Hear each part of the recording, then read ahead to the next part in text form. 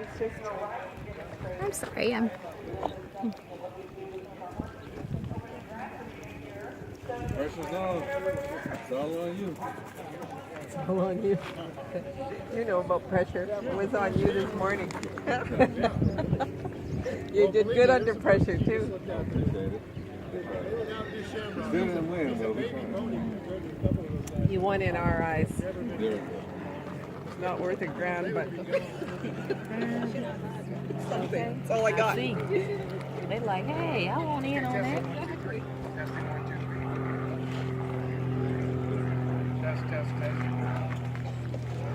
Test.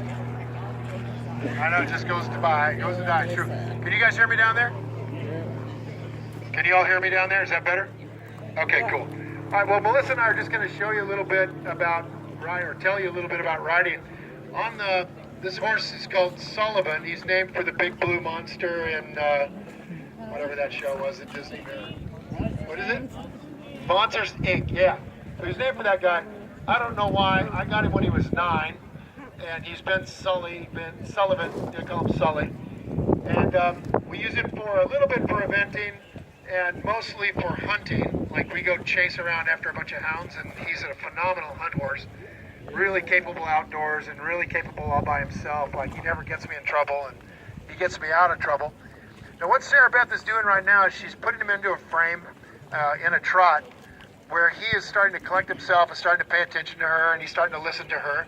And she's putting him there by using her, well, let's just start with one piece of this.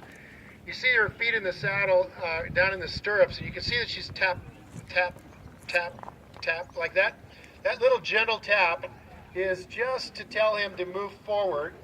And then with her hands, you'll see the reins are not floppy like we would say maybe on a Western horse, just loose rein, or shamrock. The reins have a little tension. They're just a quarter-pound of tension into his mouth in the bit. And she's just tapped a little bit with her fingers, so she has a really, really delicate control where she's not putting any pressure. It's just a slight little tap, and that's telling him to slow down. So the front end is slowing down, the back end is speeding up, and what happens is you end up with this hunch in his back, like an arc in his back. We call that collected, or we call it balanced. And what that means is that he's carrying her much more carefully and in a much more balanced way than if he was just being himself. So this helps him carry a rider, and it's also critical for jumping anything. She needs to have him in this kind of collected frame, because as the horse comes to the jump, especially a big one, then he has to, like, kind of just like a person doing a big high jump, got to crouch down and leap, right? He's got to get spring loaded, and this helps him get spring loaded, this collective trot that he's in right now. And so she's just tapping him, moving him forward, so he's going, oh yeah, I know what I'm supposed to do. You want me to kind of arc my neck and bring my rear end under myself and bring my feet under my rear end, and he's just listening. So she's going left in a circle and posting up, and she's posting on the diagonal, so her seat comes up as that left foot goes forward, and then she switches and goes the other direction. Everything changes, and so he gets balanced work on both sides as she's going around this little circle. And then he's going to just start paying attention enough to where she feels like, okay, we got it together, now we're going to go to a canter. You see how just absolutely smoothly he went from a little trot right there into a canter. That does not just happen, right?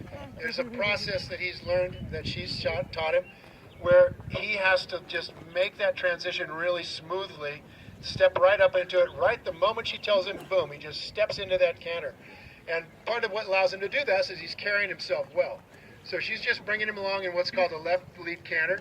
So that left front foot is going forward first, and that allows him to bend on the inside of the circle with better balance than if his other foot was going first and she bent him in a left circle. He'd be a little unbalanced and be counter-cantering. So she's going to take him the other direction now and step him up into a canter here when she feels like she's got him just right there where she wants him. So she's going with a little bit of a right diagonal. Tap, tap. Now she's also, so her feet are part of the aid. Her fingers are part of the aid. And of course you have to ride really well not to be yanking on the front of that horse's mouth, right? That's a really balanced position she's in. And you'll notice her seat. She just sat in the saddle and then told him to go into a canter. So she sits down and a nice quiet canter starts up. And now she's sitting the canter. Okay, so when you play polo, for example, we ride in a 2-point. We're sort of riding up out of our saddle on a polo saddle. Often we're riding just standing in the stirrup a little bit. She's driving the horse forward with her seat. Each time her seat comes forward and presses forward on him, he feels that, and that's urging him to go forward. And of course, he's going forward into those hands that are blocking that just a little bit, subtly blocking it. And now she's switching over. She's coming back around the other direction in that nice canter. How many of you guys are dancers here or have ever taken dance lessons or anything? So you guys know how hard it is. You're working to make things look effortless, right? So we see these wonderful dancers up on stage, modern dance or ballet or something, and we're like, oh, that looks so easy, I could do that. And then you get up there and you try it and you're like, oh my gosh, the strength it takes to do this, the core, everything. Well, right now, SARA Beth and Sully are dancing together as partners. So while SARA Beth looks like she's relaxed and having a wonderful time, which she is, I can tell you she is sweating and her muscles are burning up there because she's doing what Jeremy and Casey were talking about today in roping competitions. There's a lot of things going on, like Phil was telling you. So right now, SARA Beth and Sully are communicating with about 8 different points. Her right calf is telling him to do one thing, straighten the spine. Her left hand is telling him to do another. Her right hand is correcting something on his neck. Her left leg is correcting another. Her seat bones, either one is doing something independently. So there's a lot of stuff going on up there as far as communications, but it all looks effortless. So she's starting now to jump him a little bit, and I'll try to explain a little bit about what's going on here as she comes into this jump. Notice she's letting his head come up a bit as she comes into the jump. You see that? The head is more up instead of straight down. The nose is no longer straight down to the ground. So she's going to bring him up to the jump, collected, and then a few strides before the jump, she'll open him up so that he has a lot of flexibility to use his head and neck properly to balance over the jump. She's going to bring him into the jump on a lead. This is the right lead coming around. And she's sitting up now. You see her sitting up in that little 2-point canter? She's a little bit more forward, a little bit more up in the saddle. Now she sits down and drives him toward it. And as he comes up and over, she comes up with him. And that ability to come up with the horse prevents the horse from snapping his back over the top of the jump, but she's still in the saddle, and that would launch her nicely up in the air about 8 feet, and she would land over here in the grass, and Sully would go, what happened? Why did you get off me? Right? So she's going to bring him back around. Now he's just starting to kind of get, okay, well, we're going to have to jump some stuff, I guess, all right?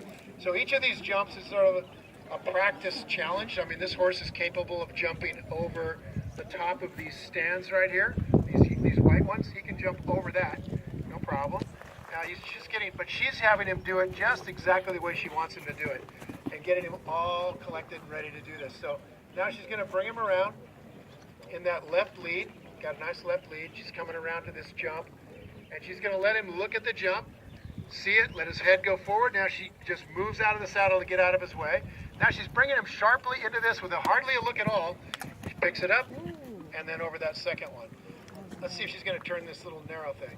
Not this time. Yeah, so next week is the Kentucky Derby, and the horses that all run in that Derby are all the same breed as Sullivan is. They're all thoroughbred horses. These horses have, as a characteristic, a great deal of speed and a great deal of endurance. So they're not as fast as a quarter horse for a short distance, but they're faster over a long period of time. So they can maintain that speed for a long time. The endurance factor is a huge piece of their breeding, because these horses were developed by the British Empire over 300 years with lots of breeding to Arabs and to different breeds that came out of, there we go, almost perfect, right over the middle of that little narrow jump. And this thoroughbred breed was created for war. This is a war horse, developed for the military to ride into combat. So if you ever read a poem about the British Empire, it was these kind of horses that they were riding into the Valley of Death, rode the 600. It was those horses right there.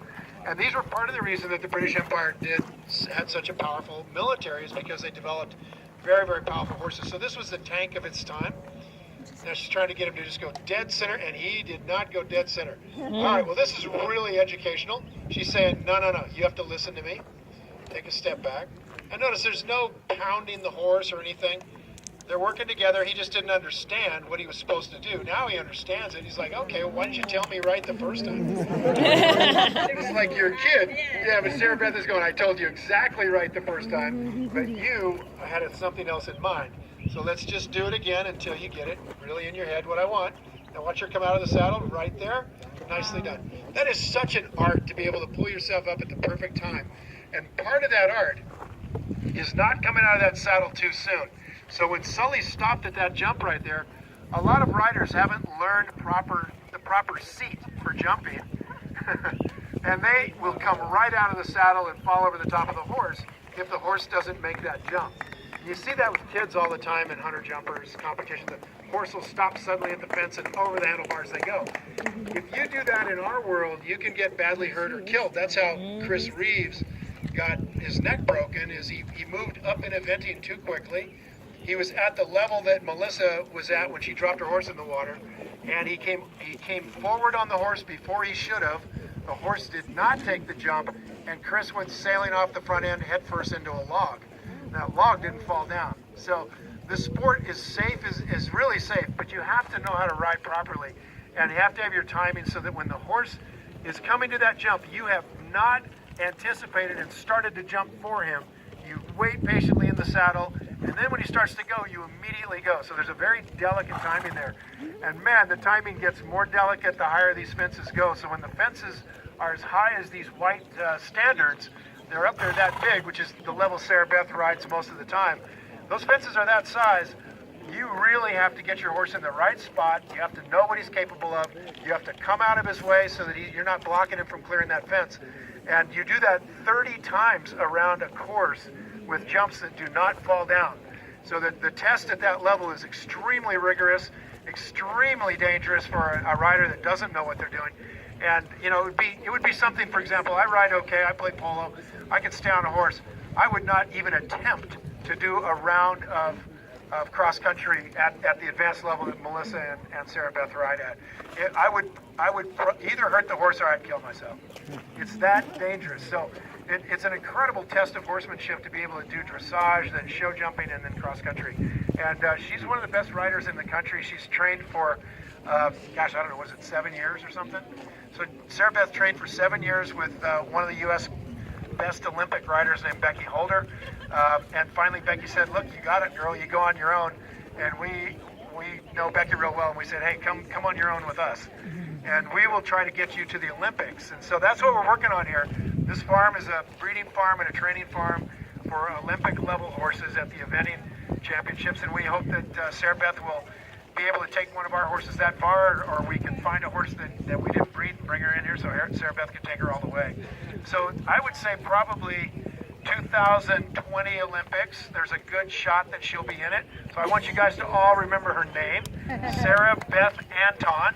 Follow her on Facebook, and then you have somebody in the Olympics you know, and you can watch her journey, which is a long journey to get there. So would you guys give her a big hand for giving us